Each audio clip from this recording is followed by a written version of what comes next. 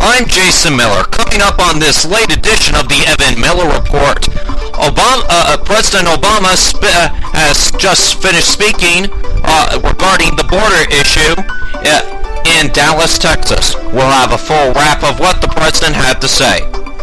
Also tonight, Obama's counterterrorism director resigns, a Colorado judge strikes down the state's gay marriage ban, but puts the ruling on hold. Also tonight, Lois Lerner said in 2013, quote, "We need to be cautious about what we say in emails." We'll have those stories and more, plus Corey Evan. Right. Ex-New Orleans Mayor Ray Nagin gets 10 years in jail for bribery and money laundering charges. A suspected hooker's alleged heroin victim was apparently a former Google executive. A survey shows that most colleges lack data on campus sex crimes. Citigroup is inching ever so closer to a $7 billion settlement to put a securities fraud investigation behind them. Sarah Palin is slamming John Boehner in my lawsuits across America, and you better have some tough skin for my entertainment news today. All that and more coming up right now on the Evan Miller Report.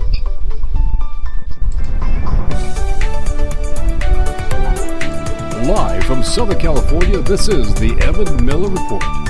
Jason Miller with news and politics, Corey Evan with business and entertainment. This is the Evan Miller Report on SHR Media and Public Press Radio. Here now, Jason Miller. And good evening, ladies and gentlemen. Welcome back to the Evan Miller Report, and we welcome those of you just joining us back from our special report of our special coverage tonight of the president's supposed statement, which ended up turning into, I think, a more prolonged statement. It was more of a speech, and then he took some questions from the press tonight. Obviously, folks, we're going to have a full wrap of that a little later on in the program tonight. But first, we're going to go ahead and send it over to Corey Evan, because we've done a lot of national news in our first half hour and our special report here on the SHR Media Networks. And we're going to go over to Corey, and he has some of the day's other news, including former Governor Nagin getting sent to jail. Corey? Thank you as always, Jay. Former New Orleans Mayor Ray Nagin was sentenced Wednesday to 10 years in prison for bribery, money laundering, and other corruption that spanned his 2 terms as mayor, including the chaotic years after Hurricane Katrina in 2005. U.S. District Judge Helen Berrigan handed down the sentence Wednesday morning. Nagin was convicted February 12th of accepting hundreds of thousands of dollars from businessmen who wanted work from the city or Nagin's support for various projects. The bribes came in the form of money, free vacations, and truckloads of free granite for his family business. The 58-year-old Democrat had defiantly denied any wrongdoing after his 2013 indictment and during his February trial.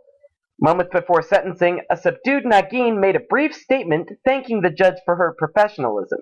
He made no apologies. Quote, "I trust that God's going to work this all out," he said. Yeah, I assure you he will. After this sentencing, Nagin smiled and hugged supporters as he walked out of the courtroom with his wife Salitha and other family members and friends. Nagin is to report to the federal prison in Oakdale, Louisiana in September. Berrigan noted the serious nature of the crimes, but cited several other factors in her decision to depart from sentencing guidelines that could have put Nagin in prison for as many as 20 years. She said Nagin should not be cast as the leader of the scheme in which participants got millions of dollars in city work. Quote, "Mr. Nagin claimed a much, much smaller share of the profits in this conspiracy," unquote. Nagin was alleged to have received roughly $500,000. Berrigan noted character references showing Nagin to be a devoted son, husband, and father. And she said, despite his crimes, Nagin displayed, quote, "a genuine, if all too infrequent, desire to help New Orleans and its residents after the 2005 catastrophe." Going from Louisiana to California, a high-priced prostitute from Folsom was behind bars Wednesday after police said she was responsible for the heroin overdose death of a regular client, a Google executive whose body was found in November on his yacht in Santa Cruz. Alex Catherine Tickelman was arrested Friday after police lured her to the Santa Cruz area by posing as a customer and offering her $1,000 for sex, authorities said. She was arraigned Wednesday in Santa Cruz County Superior Court on manslaughter, prostitution, transporting drugs, and destroying evidence charges. She was held on $1.5 million bail. The Santa Cruz Sentinel identified the victim as Forrest Timothy Hayes, who died November 23rd on his 50-foot yacht escaped in the Santa Cruz harbor. According to an online memorial site, Hayes had worked at tech companies including Sun Microsystems, Apple, and finally Google. He was born in Dearborn, Michigan, was married 17 years, and had 5 kids, according to his obituary. Quote, I was really devastated when I heard about it, Todd Zion, who worked at Google for a short time under Hayes, told the Chronicle on Wednesday. Quote, he was a great boss.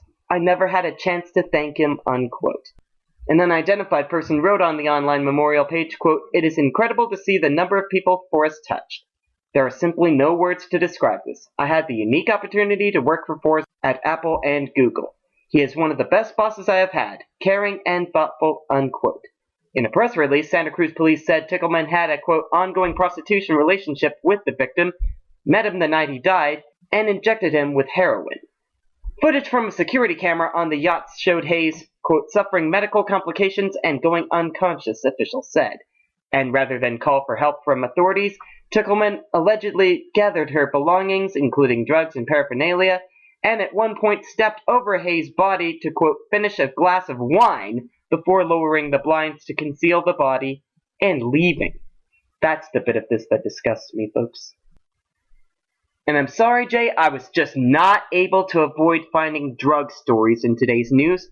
A man asked President Obama, quote, do you want to hit this? In a bar in Denver Tuesday night. The president laughed, but didn't indulge. That's one thing he's done right. It wasn't the only time Obama was offered weed on his night out. That's apparently what happens in Colorado, which recently legalized recreational marijuana. The man posted the exchange on Instagram for the world to see. Obama has admitted to smoking pot as a young man. He was an active member of the Choom Gang in high school, which perfected all sorts of techniques for getting high. Oh, no. The president has since spoken about those times in more serious settings, saying as recently as this year that he made, quote, bad choices without considering the harm it could do. Earlier in the evening, the presidential motorcade passed a bearded man holding a sign, quote, free weed for Obama. A sign outside a marijuana dispensary offered the same thing. The motorcade didn't stop. And Obama, waving off the offers, didn't seem to ruin the fun. His boys' night out with Colorado Governor John Hickenlooper at the bar the governor used to own consisted of, well, things that take place in bars. Quote, did you see how many balls he still has on the table? The president joked after a game of pool. Hickenlooper had 5 while the president sunk the 8 ball. Yeah. But this still doesn't exactly help the case when you have the president in a setting where he's subjecting himself to these sort of offers. What are you saying to the kids, Obama? What are you trying to tell Sasha and Malik? Oh, wait, that's right. Never mind. So we'll move on. According to the Washington Post, most colleges and universities lack accurate info about the number of sexual assaults on their campuses, and many fail to encourage students to report such violence, according to a report Wednesday from a Senate Democrat.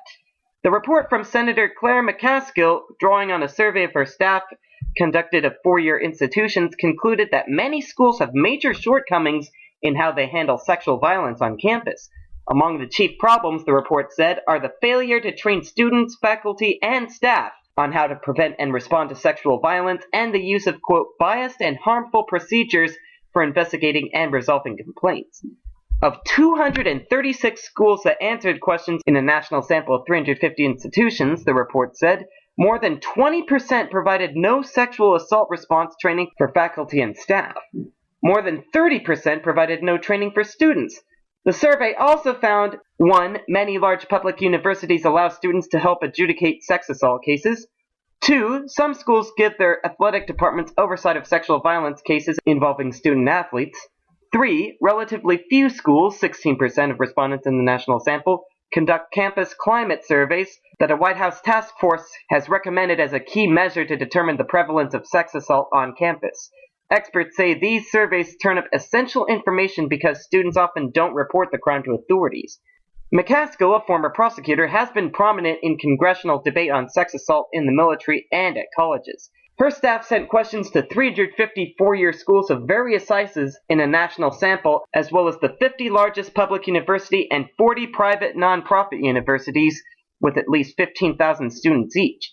From the national sample, 67% responded. For the largest public schools, the response rate was 98%. For the large private schools, the rate was about 85%. The Obama administration also is ramping up oversight of colleges. More than 60 colleges and universities face federal investigations for possible violation of the 1972 anti-discrimination law, known as Title IX, related to their handling of sexual violence complaints. A Washington Post analysis of federal campus safety data from 2010 to 2012 found a rising number of reports of forcible sex offenses at many schools.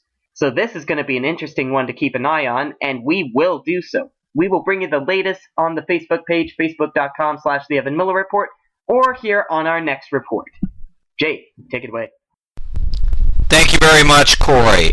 Corey with some of the day's other news. And taking some news from D.C. this evening, the Veterans Affairs scandal has taken a new turn as a special counsel is receiving a growing number of complaints from employees that the agency retaliated against them for attempting to expose problems.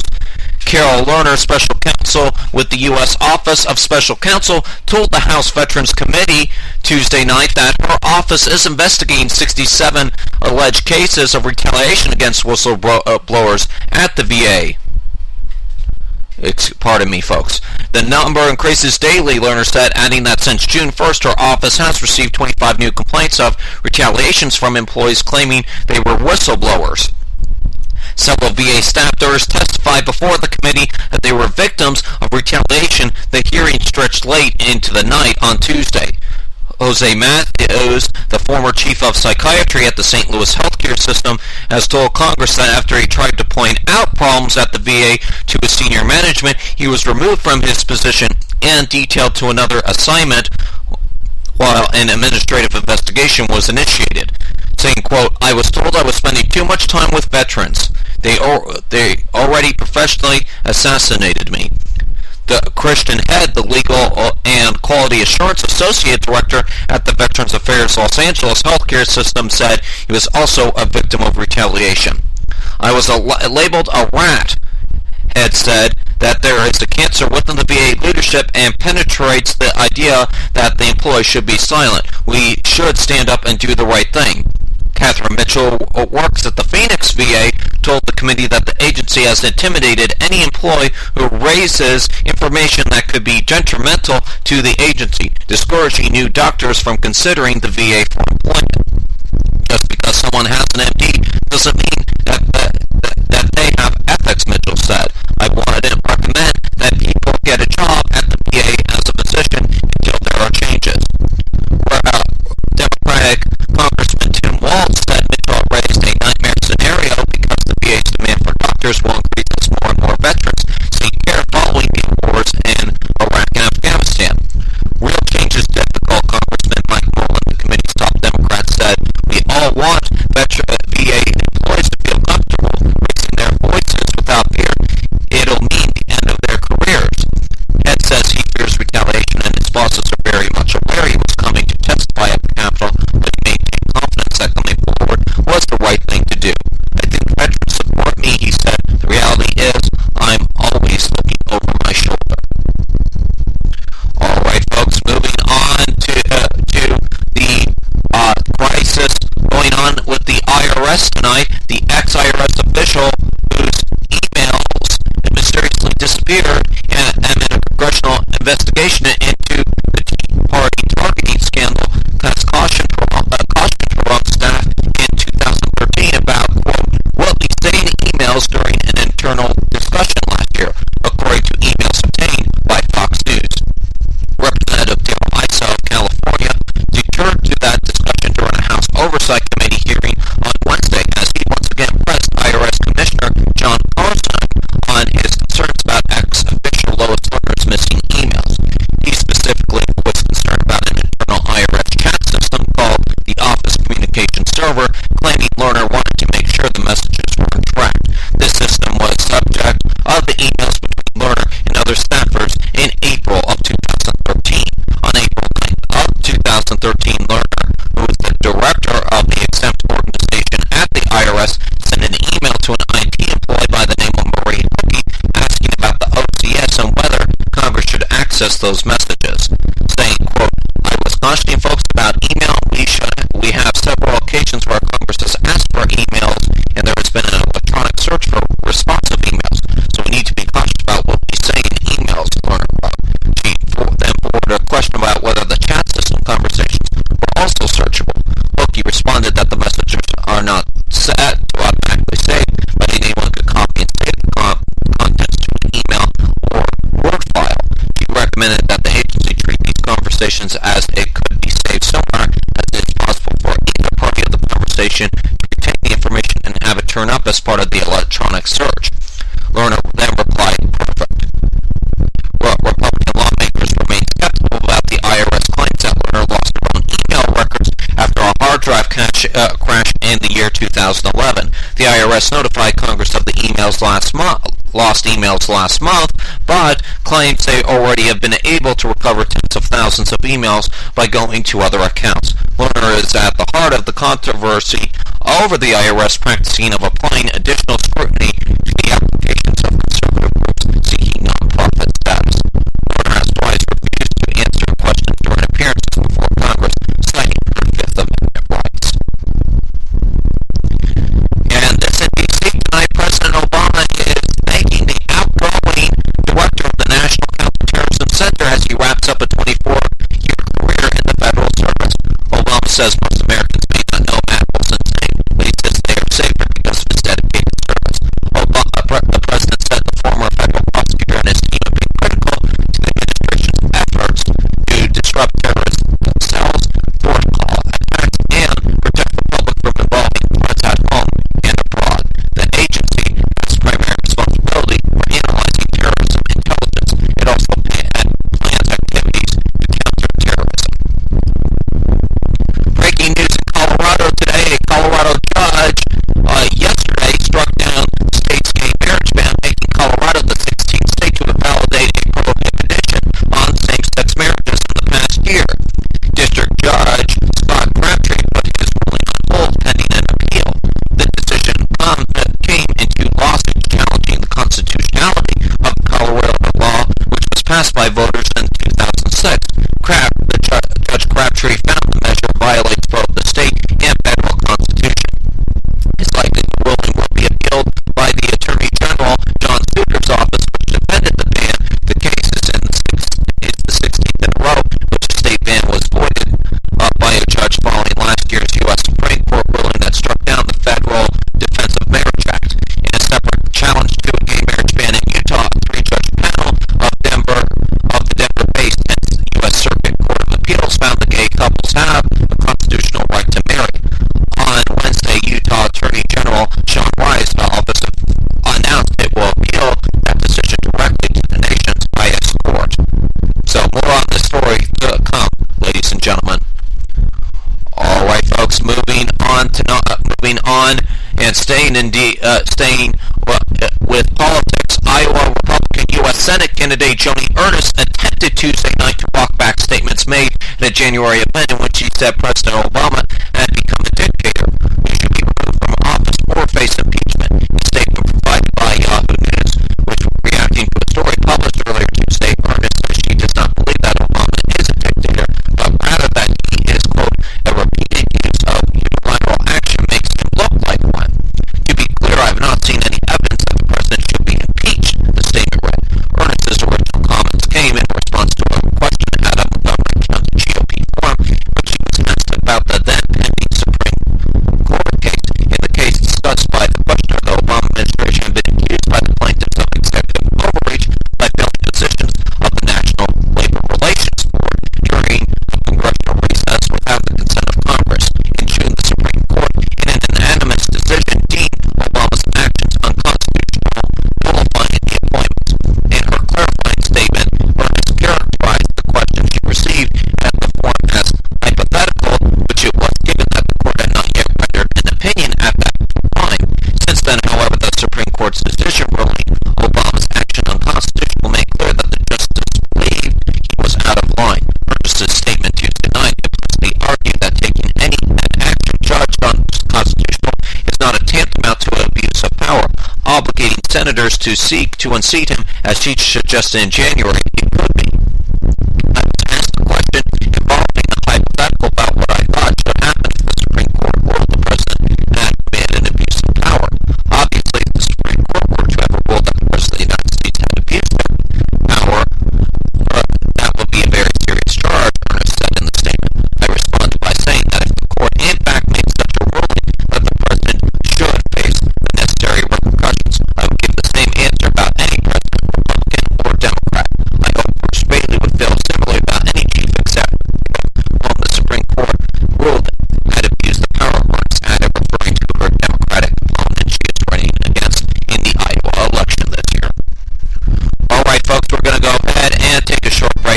program.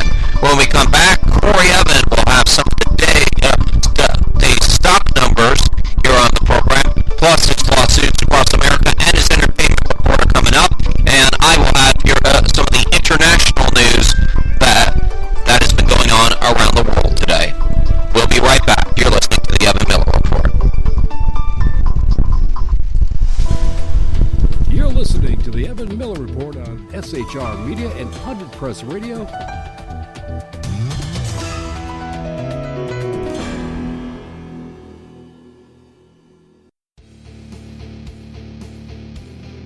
Hi, this is Rooster from Outcry Radio.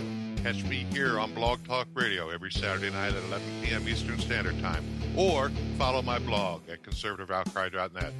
Now, Conservative media done right. You're listening to the SHR Media Network.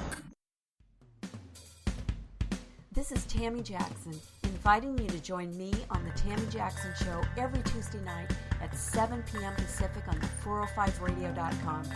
Put down that remote and tune into the show that covers politics, guns and the Second Amendment, religious liberties, sanctity of life, the military, and more. I host newsworthy guests and work hard to be a conservative radio show that's not like all the others. So save Tuesday nights at 7 p.m. Pacific for me, Tammy Jackson, on the 405media.com. Darcy here grew up riding horses. I'm a cowgirl. A tough cowgirl, battling a rare, inoperable brain tumor. St. Jude Children's Research Hospital created a new treatment that's shrinking her tumor. We're taking bold steps to help save her life. Better than your step. Never wear sandals on a farm. Give thanks for the healthy kids in your life and give to those who are not. Go to stjude.org or shop wherever you see the St. Jude logo. Conservative media done right. You're listening to the SHR Media Network. Let's get back to the Evan Miller Report on SHR Media and 100 Press Radio.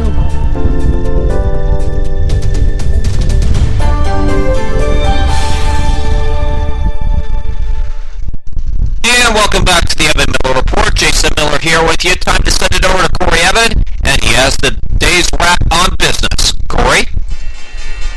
Jay, Citigroup is close to putting a mortgage securities fraud investigation behind it, but a source says the bank will have to fork over about $7 billion. That's according to the Boston Herald, and that's a lot more than analysts had been expecting, and roughly $3 billion less than what U.S. authorities had demanded last month. Analysts believe Citi has around $3 billion in reserves set aside for a related statement. The cash deal would involve several $billion to aid struggling borrowers. And as we get more details on this story, we will bring them to you here on the Evan Miller Report or on the Facebook page. Moving on from banks to clothing, after 3 weeks of battle over the future of American apparel, the retailer appears to have reached a deal in principle with its largest shareholders to remake the board of directors and bolster the company's finances while keeping manufacturing of its clothing in the United States, thus the name American Apparel. The retailer and the New York investment firm Standard General have agreed on the terms of the deal, according to a person familiar with the negotiations. No documents have yet been signed. Dov Charney, the company's founder, whose surprise ousting last month from his position as CEO brought on turmoil about the future of the company, is said to have agreed as well. The deal will include $25 million from Standard General to buttress American Apparel's financial position. That money will give it cushion to pay off a $10 million loan that was called in Monday by one of its longtime lenders, Lion Capital. That loan came with a credit card-style interest rate of 20%. 2 weeks ago, Mr. Charney joined with Standard General to buy 27 million shares of American Apparel stock, bringing his stake in the company up to 43%. But in order to strike that deal with Standard General, Mr. Charney had to essentially relinquish his right to vote his shares unless he got approval from Standard General, leaving ultimate control of that 43% in the hands of the investment firm. Another small batch of shares that Standard General owns brings its stake to about 44%. Mr. Charney struck this deal, signing away his power because he had few options and because he was afraid of the alternatives that were circling his weakened company. There was tremendous uncertainty after his ouster about where American Apparel might end up, and Mr. Charney was concerned that there might be a scavenger-like frenzy among a group of bondholders which hold about $210 million of the company's debt. So it's going to be interesting to see where American Apparel goes from here. And oh dear, the Vatican is turning to big-hitting Wall Street players for help as it tries to leave its scandal-tainting banking past behind.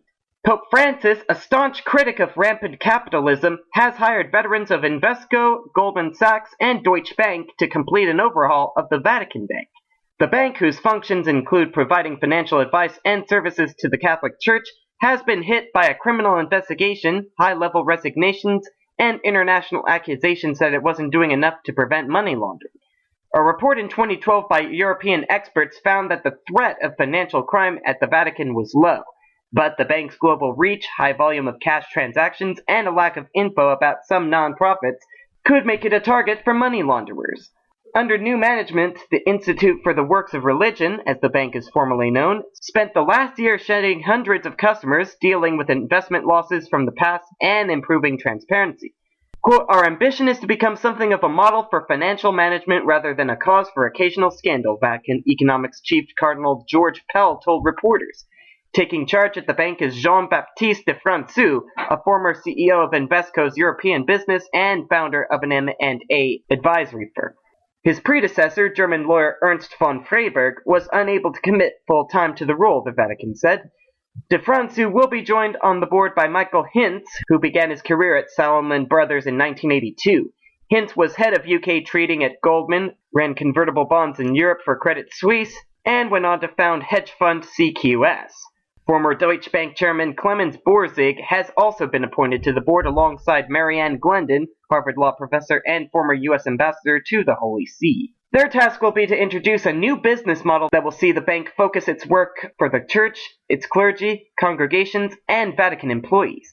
Its asset management function will be transferred to a new Vatican body. So Jay, when you see the Vatican hit my business report, you can tell things are going really wrong. Am I right or am I right? You certainly are, Corey. Corey Evan with some of the day's business news. Thank you very much for that, Corey. All right, folks, we're going to take a short break. When we come back, we'll have some of the international news of the day, and then Corey Evans' lawsuits across America, and your entertainment report, and then we'll reiterate some of our breaking news we had earlier this evening about the president's statement turned press conference on the border issue. You're listening to the Evan Miller Report. I'm Jason Miller, and we'll be right back.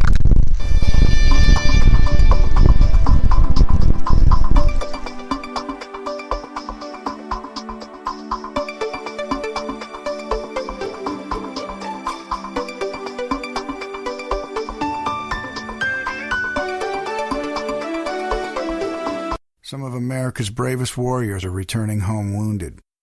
Here's one of them.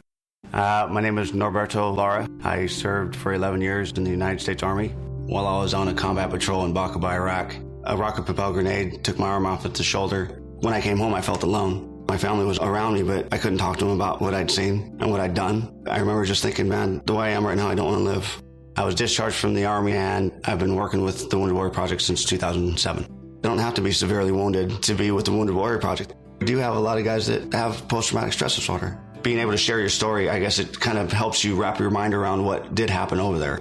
Just because you've left the military doesn't mean your life is over. Because when these guys are coming home, I'm kind of leading and training them. Instead of for combat, I'm leading and training them to heal. If I come away with anything from Wounded Warrior Project, it's them giving my life back. My name is Norby, and yes, I do suffer from post-traumatic stress disorder, but I'm okay. Don't suffer in silence. Contact woundedwarriorproject.org. In a moment, cancer changed our lives forever. We were told nothing could be done to enjoy these final moments together. But in that moment, when all seemed lost, St. Jude Children's Research Hospital gave us hope. Because at this moment, St. Jude Children's Research Hospital is saving lives with pioneering research and care. We're changing the way the world treats childhood cancer by sharing our discoveries with doctors and scientists everywhere. And we'll never have to pay St. Jude for anything, ever. At this moment, she wants to be in her own bed. I want to be back at school with my friends. I want to be outside playing. Please take a moment and join St. Jude in finding cures and saving children. Visit stjude.org. Conservative media done right. You're listening to the SHR Media Network. Live from Southern California, this is the Evan Miller Report. Jason Miller with news and politics, Corey Evan with business and entertainment. This is the Evan Miller Report on SHR Media and Public Press Radio. Here now, Jason Miller. And welcome back to the Evan Miller Report. Jason Miller here with you just a minute after 8 on the East Coast, a minute after 5 p.m. on the West Coast. Welcome back to the Evan Miller Report, and so glad you're with us tonight. All right, folks, reiterate our top story tonight. Sitting down with one of his harshest critics today, President Obama said today he was open to all of Governor Rick Perry's suggestions for addressing the wave of unaccompanied minors coming over the border from Mexico, urging Congress to approve his request for more funding so that those and other ideas can be put in place. The president said he was willing to consider dispatching the National Guard troops to the border, as the governor suggested when they met today, but warned it would only be a temporary solution. He said that Perry and Republicans want the problem to be fixed if Perry and the Republicans want the problem to be fixed in the longer term, they should press Congress to move quickly to fund his request of $37.5 billion. There's nothing the governor indicated that he'd like to see that I have a psychological objection to, Obama said after meeting with Perry and other local leaders. Obama said Perry raised 4 areas of concern dealing with the number of Border Patrol agents, the positioning of those agents, the different policies for immigrants coming from Mexico versus Central America, and the functioning of the U.S. immigration judicial system. Obama said if Congress passed his emergency funding request, the government will have to have resources to take some of the steps Perry recommended. He said the problem is fixable if the lawmakers are interested in solving it, but that the preference is for politics when it won't be solved. He also mentioned, ladies and gentlemen, in the speech that we have deported up to 400 illegal immigrants this year alone. But folks, as we have heard in the last coming weeks, over 52,000 women and children have crossed the border illegally into Texas and now are being spread around the United States. So, of course, more of this story to come, and stay tuned with the Evan Miller Report for the latest on this developing story. The Exceptional Conservative Show that comes up at 9 Eastern, 6 Pacific tonight. We'll have more on this story tonight, more opinions and analysis with this with the Exceptional Conservative Show at 9 Eastern, 6 Pacific tonight, right here on the SHR Media Networks. All right, folks, moving on to a brief story off the East Coast. Severe thunderstorms packing strong winds swept through a number of eastern states, killing 5 people today, destroying or damaging numerous houses, and leaving nearly 200,000 people without power. Officials have said in central New York, 4 people died after the storms hit the rural town of Smithfield between Syracuse and Uinta, the Madison County Sheriff's Office has said.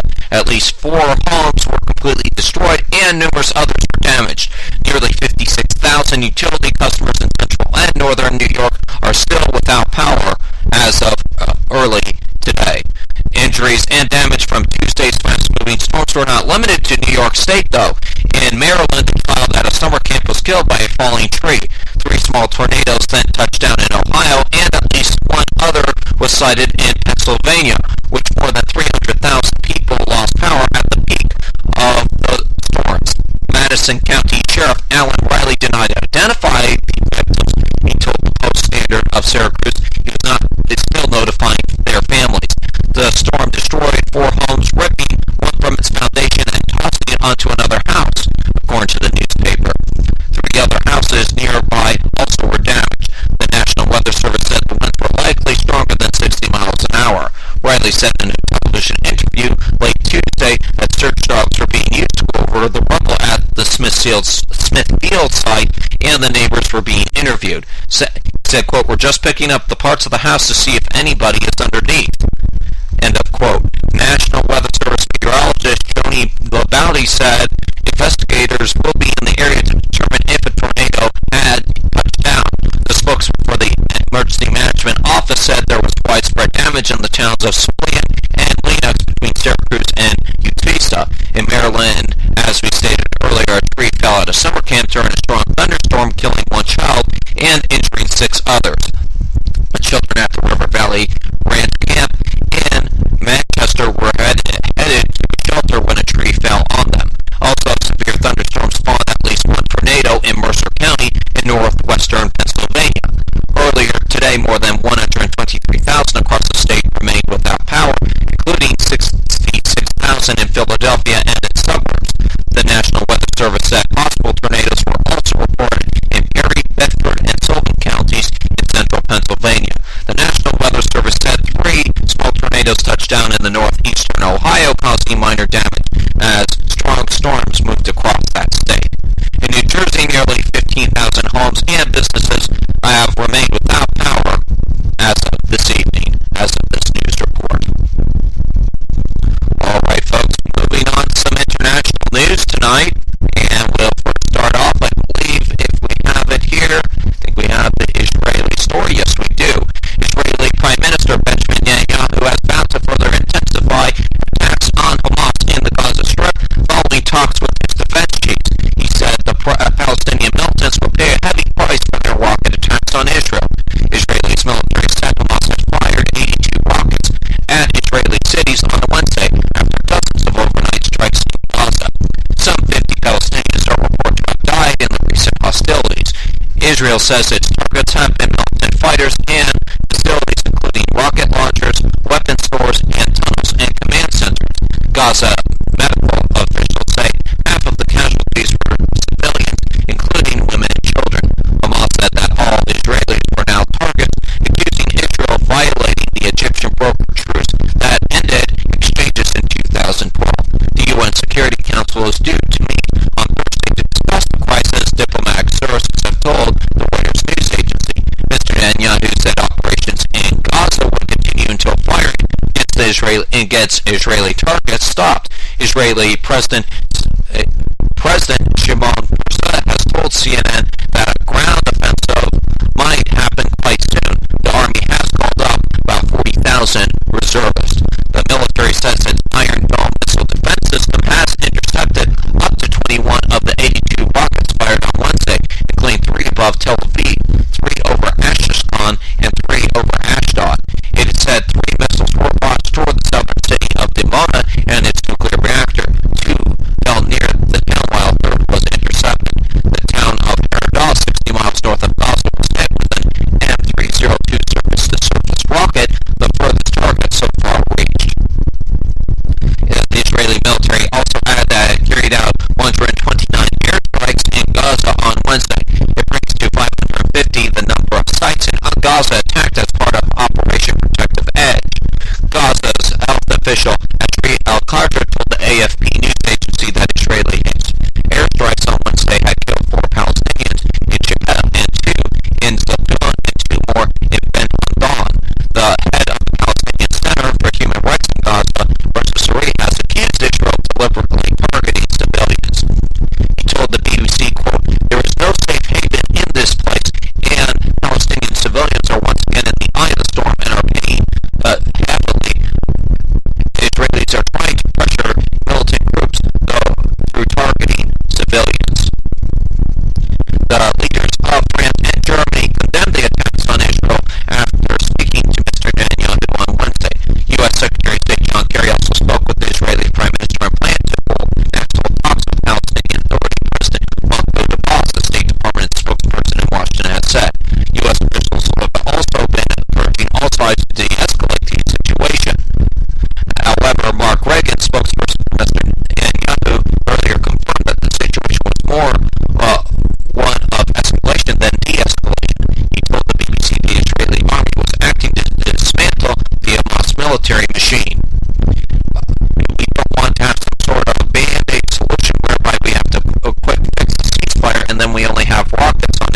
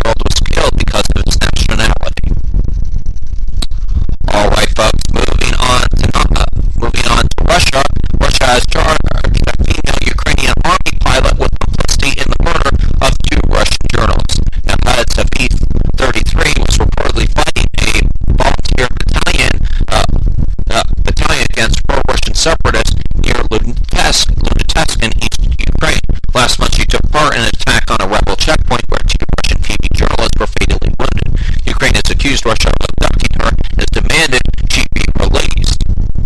In the loud home, Ukrainian government forces are currently battling rebels in the east and have recaptured several large towns in recent days. More than 1,000 people, both civilians and combatants, are believed to have been killed since the uprising began in April. Mr. Shalva, a helicopter pilot working with the pro-government actor Baton, was apparently captured by separatists after the attack on the checkpoint. She is now in a Russian detention center, but it's unclear how she got there.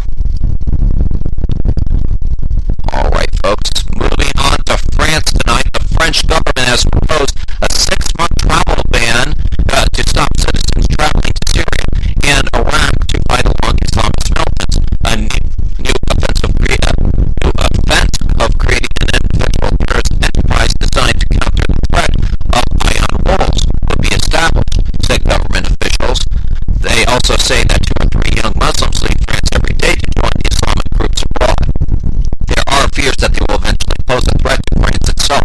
A French citizen arrested for the killing of 4 people at the Brussels Jewish Museum in May, Mendy had returned from Syria after being radicalized in prison.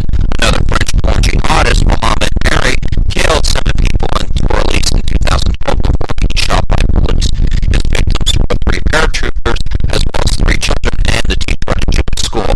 EU counterterrorism coordinator Gilles Delpire has announced on Tuesday that interior ministers from 9 counties had adopted an action plan to identify people traveling to Syria and to stop them from falling to terrorism on their return.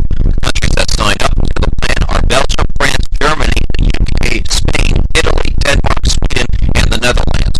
The UK has threatened to cancel passports of jihadists. UK courts have tried a number of people already for the offense of preparing to carry out terrorist acts. The Netherlands has refused passports to at least 10 citizens suspected of planning to travel to Syria for jihad, and 7 Dutch militants were reported killed in Syria on Wednesday. Germany also believes it has some 300 nationalists fighting in Syria. The French bill would allow the authorities to impose 6-month travel bans on people suspected of planning to make the trip to the danger zone. Young Muslims may to join militant groups like ISIS and to travel to low-cost tourist flights to Turkey, where they are then met by contacts who take them across the Syrian border. Under the new bill, Interior Minister Bernard Chavez would be able to impose a renewable 6-month travel ban on individuals who have been identified by the intelligence services. Alright folks, moving on tonight. All passengers flying into or out of the UK are being advised to ensure electronic devices in hand luggage are sufficiently charged to be switched on. Extra security came in at some UK airports last week for flights to the US, but those will not be extended. The government says the checks now apply to an unspecified number of flights to and from the UK. It comes after an apparent terror threat that prompted the US to announce extra security checks last week, but the Department for Transport has now issued updated guidelines saying quote, in line with the US advice, passengers on some routes into and out of the UK may now be required to show that electronic devices in their hand luggage are now powered up, or face not being allowed to bring the device onto the aircraft. Passengers flying into or out of the UK are therefore advised to make sure electronic devices being carried in their luggage are charged before they travel. The department said that for obvious reasons it will not elaborate on the routes affected. We will work with the aviation industry to minimize disruption as far as possible, said a spokesman. The only airline so far that has joined in with the new rules has been British Airways. Alright folks, we're going to go ahead and take a short break on the program. When we come back, Corey Evan will have your lawsuits across America and your entertainment news. You're listening to the Evan Miller Report. We'll be right back.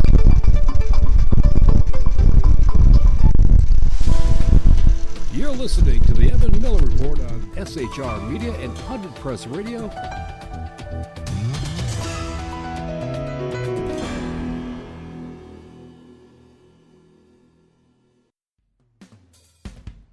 This is Tammy Jackson, inviting you to join me on the Tammy Jackson Show every Tuesday night at 7 p.m. Pacific on the 405radio.com.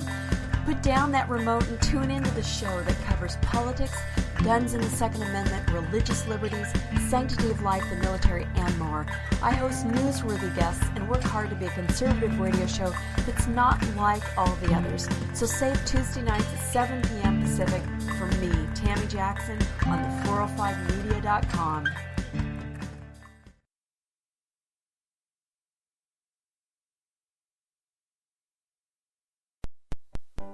At St. Jude Children's Research Hospital, our discoveries have helped drive the childhood cancer survival rate from 20% to 80%. And we share our research all across America. I'm 80% sure I'll spoil my kids. I'm 80% sure I'll break boys' hearts. I'm 80% sure we're chick magnets. 80%? I'll take those odds. Give thanks for the healthy kids in your life and give to those who are not. Go to stjude.org or shop wherever you see the St. Jude logo.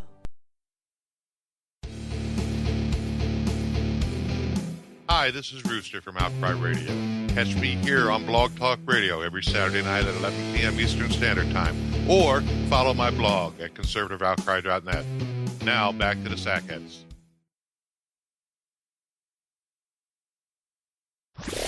Conservative media done right.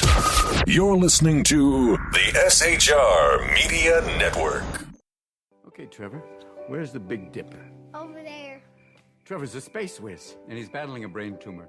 He came to St. Jude Children's Research Hospital, where our pioneering research helps save kids with brain tumors across America. How many stars are there? That's easy. 1, 2... Get out of here.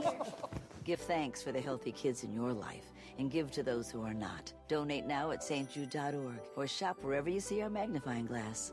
5 billion one, 5 billion. Let's get back to the Evan Miller Report on SHR Media and Pundit Press Radio.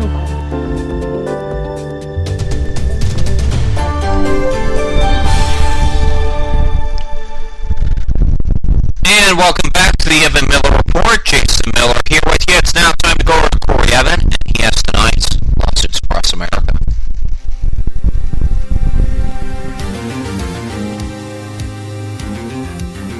Thank you, Jay. Please be seated and come to order, ladies and gentlemen. Lawsuits Across America is now in session. First item on the docket, Speaker John Boehner said he is considering including executive actions on immigration as part of the House's lawsuit against President Barack Obama. Quote, "Yes, we are," the Ohio Republican said on Wednesday. The House will vote to bring a lawsuit against Obama for alleged abuses of executive authority by the end of July. Boehner's comment marks the first time the Republican has publicly suggested the scope of the lawsuit could include immigration. The Speaker's office previously said the lawsuit could cover executive actions on Obamacare, energy, foreign policy, and education. Yeah, I agree with the Obamacare bit at least, because as a YouTube ad that I first saw for the first time today put it, Obamacare is essentially a circus. Quote, "The Constitution makes it clear that a president's job is to faithfully execute the laws. In my view, the president has not faithfully executed the laws," Boehner said in a recent memo to his colleagues. "When there are conflicts like this between the legislative branch and the administrative branch, it's our responsibility to stand up for this institution," unquote. Boehner didn't elaborate on what immigration policy the lawsuit may consider. Many GOP lawmakers have zeroed in on a 2012 directive from the Obama administration that effectively halted deportations for hundreds of thousands of young undocumented immigrants who grew up in the U.S. But of course, there is one Republican who vehemently objects to this lawsuit, Sarah Palin. According to the Sun-Times, Palin, who admits she's going to say what I want to say, slammed Boehner's plan to sue Obama, or the, quote, imperial president, as she calls him. Palin was on Hannity on Fox News Tuesday night. Quote, "You don't bring a lawsuit to a gunfight, and there's no room for lawyers on our front lines," Palin said. Instead, Palin again pushed for Obama's impeachment, just like she did in an op-ed piece on Breitbart, saying he has committed 25 impeachable offenses. She reiterated that, quote, "enough is enough because, quote, Washington is broken." Amen, sister. Boehner fired back Wednesday morning when asked about Palin's call for impeachment, along with a similar call from members of the House GOP. Quote, "I disagree," Boehner said, according to The Hill. What, that's it? You just disagree? You're not going to elaborate on that any further, Mr. Boehner? Something tells me your lawsuit's not exactly going to work out. At least, I don't see it working out for the foreseeable future. Not unless you got an ace up your sleeve, and if you've got one, you better pull it out. Fast! Next up, out of Milwaukee, Wisconsin, accused of a cover-up, Milwaukee County Sheriff David Clark and 4 of his deputies are named as co-defendants in a federal civil rights lawsuit, and it all started with a Fox investigation that garnered national attention. A sober driver was arrested for drink driving in February of 2013, and she's still fighting back. When a sheriff's deputy T-boned her car last year, Tanya Weicker suffered more than a broken neck.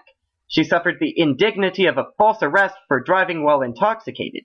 Now she's filed a federal civil rights lawsuit. Quote, Ms. Weicker's constitutional rights were violated very severely, Chicago lawyer John Erickson said. With Weicker standing silently at his side, Erickson on Tuesday, July 8th, announced the filing of a federal lawsuit against Milwaukee County Sheriff David Clark and 4 of his deputies. Quote, the sheriff is responsible, Erickson said. The lawsuit comes 2 months after a Fox investigation showed Sheriff's Deputy Joseph Quiles T-boned Weicker's Toyota Camry and then lied about who caused the crash. Weicker admitted to having a few sips of a friend's drink that night, and nothing more. Her injuries were too severe to perform field sobriety tests. Sheriff's Deputy Scott Griffin arrested Weicker anyway, and cited her for drink driving, even though blood tests would later prove Weicker had no alcohol or drugs in her system. Quote, I explained to him my eyes were red and glassy because I was crying, Weicker told local Fox investigator Brian Polson. Erickson said his client was treated like a criminal as she laid in a hospital bed in pain. Quote, had to ask for permission to use the washroom in front of a deputy who was keeping watch on her, Erickson said. Video from an airport surveillance camera eventually proved that Deputy Quiles never stopped before turning onto Howell Avenue, as he claimed in his report. Aha! When you have video evidence against you, you've pretty much got nothing. Wipe out.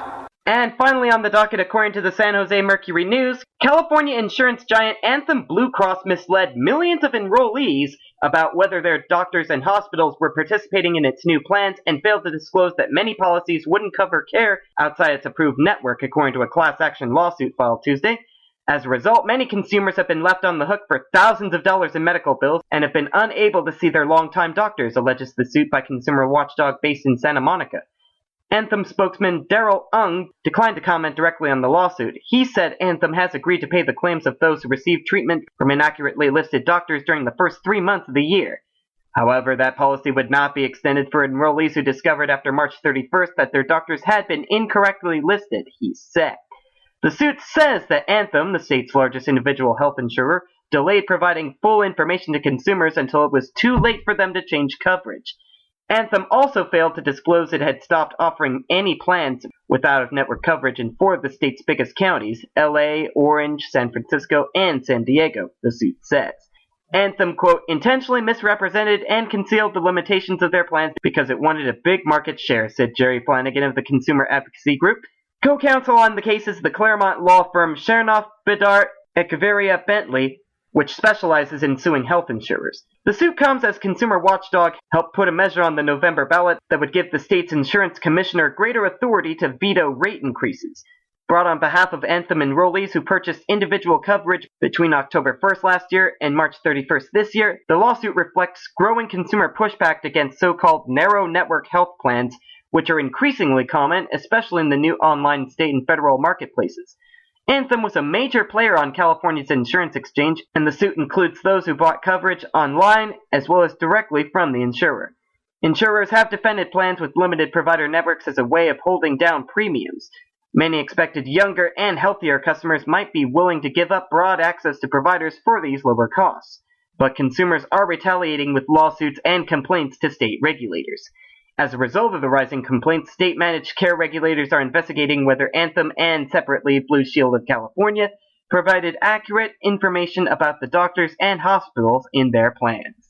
Yeah, we will be looking at this, and hopefully we will bring you a healthy report in our next Lawsuits Across America, or future one, whichever comes first. Until then, I'm Corey Evan declaring today's Lawsuits Across America, thankfully, case dismissed.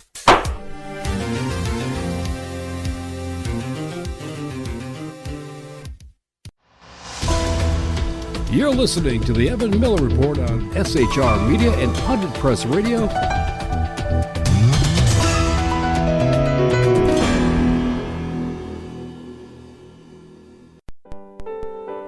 St. Jude is leading the way childhood cancer is treated and defeated in communities across America. And no family receives a bill from St. Jude, not for treatment, travel, housing, or food. So parents at St. Jude can focus on what matters most, helping their child live. Give thanks. Give thanks. Give thanks for the healthy kids in your life and give to those who are not. Go to stjude.org or shop wherever you see the St. Jude logo. Some of America's bravest warriors are returning home wounded. Here's one of them. My name is Norberto Lara. I served for 11 years in the United States Army. While I was on a combat patrol in Baqaba, Iraq, a rocket-propelled grenade took my arm off at the shoulder. When I came home, I felt alone. My family was around me, but I couldn't talk to them about what I'd seen and what I'd done. I remember just thinking, man, the way I am right now, I don't want to live. I was discharged from the Army, and I've been working with the Wounded Warrior Project since 2007. You don't have to be severely wounded to be with the Wounded Warrior Project. We do have a lot of guys that have post-traumatic stress disorder. Being able to share your story, I guess it kind of helps you wrap your mind around what did happen over there. Just because you've left the military doesn't mean your life is over. Because when these guys are coming home, I'm kind of leading and training them. Instead of for combat, I'm leading and training them to heal. If I come away with anything from Wounded Warrior Project, it's them giving my life back. My name is Norby, and yes, I do suffer from post-traumatic stress disorder, but I'm okay. Don't suffer in silence. Contact woundedwarriorproject.org.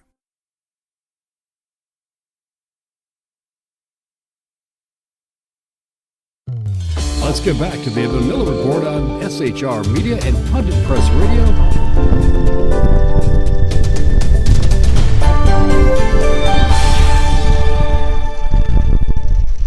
And welcome back to the Evan Miller Report. Jason Miller here with you. It's now time to go to Corey Evan, and he has tonight's entertainment wrap. Corey.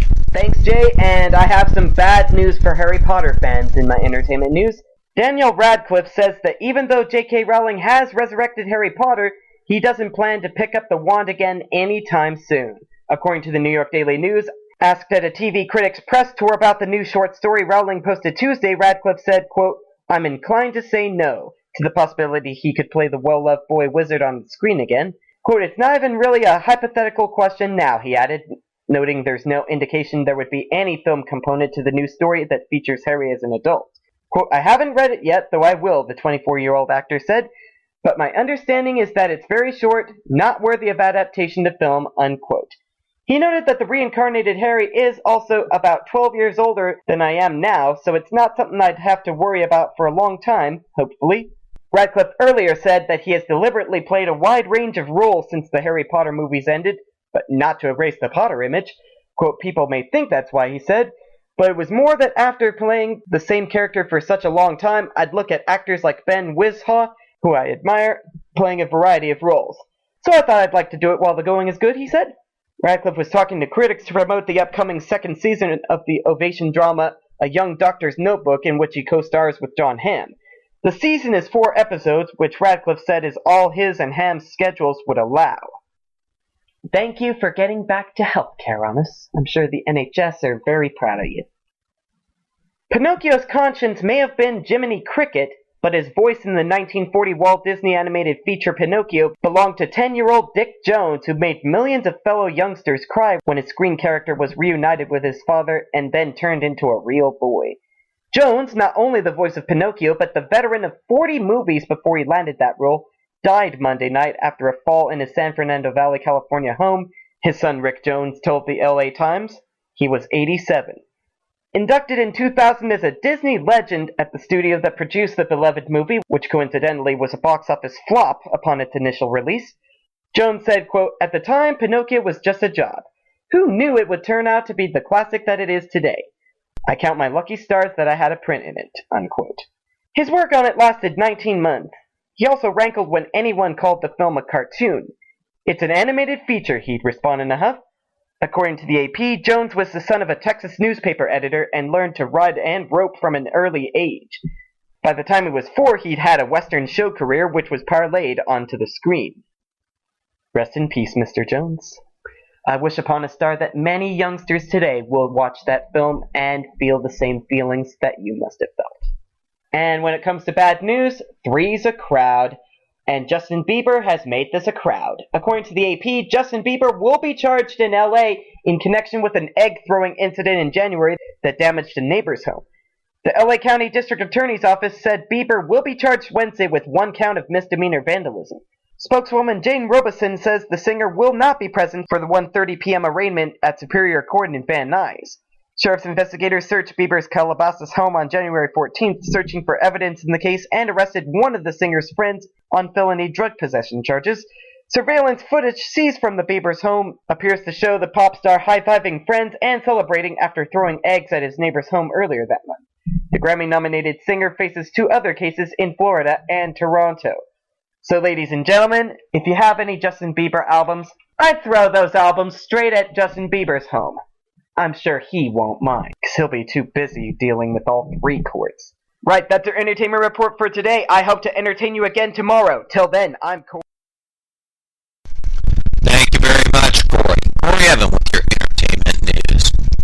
Alright, folks, just to reiterate our top story before we leave tonight, President Obama has sat down with Governor Rick Perry in Texas, and after that he addressed the nation in a speech stating that he is willing to consider dispatching National Guard troops to the border, as Perry has suggested, but warned it would be only a temporary solution.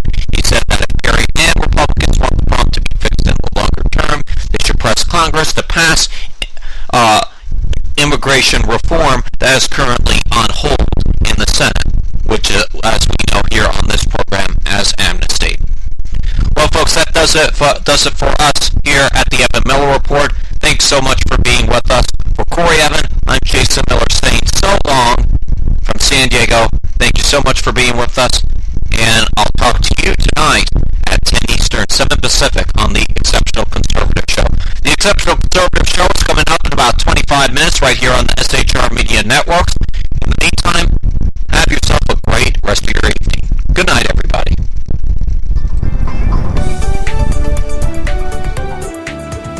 You've been listening to the Evan Miller Report. For more information about today's program, go to shrmedia.com or thepunditpress.com. Thanks for listening. Hope you tune in again next time.